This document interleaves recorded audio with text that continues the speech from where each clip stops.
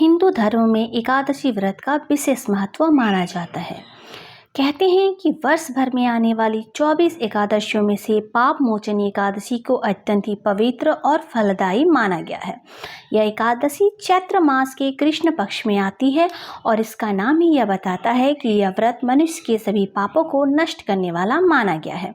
इस दिन व्रत रखने, कथा सुनने और भगवान की पूजा करने से मनुष्य को पापों से मुक्ति मिलती है और जीवन में सुख समृद्धि आती है।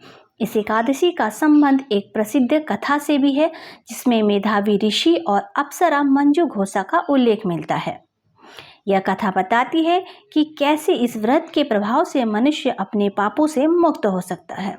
इस वर्ष पाप मोचनी एकादशी 15 मार्च 2026 को मनाई जा रही है, यानी रविवार के दिन। तो आइए हम भी पाप मोचनी एकादशी की कथा को श्रवण करें और पाप मुक्त हो जाएं।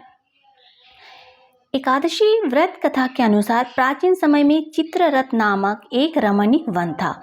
इस वन में देवराजेंद्र गंधर्व कन्याओं तथा देवताओं सहित स्वच्छंद विहार करते थे। एक बार मेधावी नामक ऋषि यहाँ पर तपस्या कर रहे थे।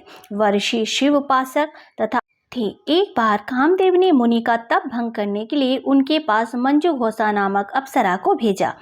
युवावस्था वाले मुनि अप्सरा के हाव भाव, नृत्य, गीत तथा कटाक्षों पर काम मोहित हो गए।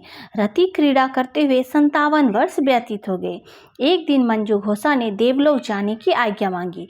उसके द्वारा आज्ञा मांगने पर मुनि को भान आया और उन्हें आत्मज्ञान हुआ कि मुझे रसातल में पहुंचाने का एकमात्र कारण अप्सरा मंजू घोषा ही है। क्रोधित होकर उन्होंने मंजू घोषा को पिशाचिनी होने का श्राप दे दिया। श्राप सुनकर मंजू घोषा ने कांपते हुए ऋषि से मुक्ति का उपाय पूछा।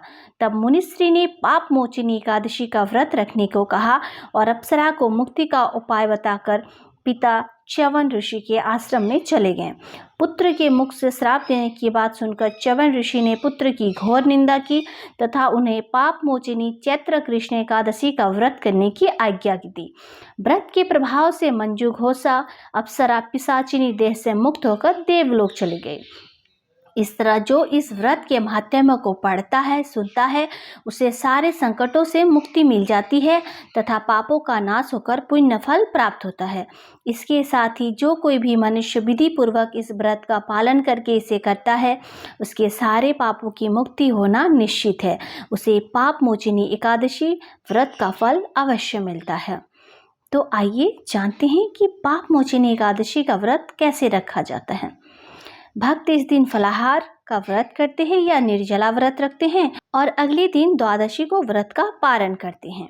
पाप मोचनी एकादशी के दिन तामसिक भोजन, झूठ बोलना, क्रोध करना और गलत कार्यों से बचना चाहिए। तो प्रेम से बोलिए भगवान विष्णु की जय।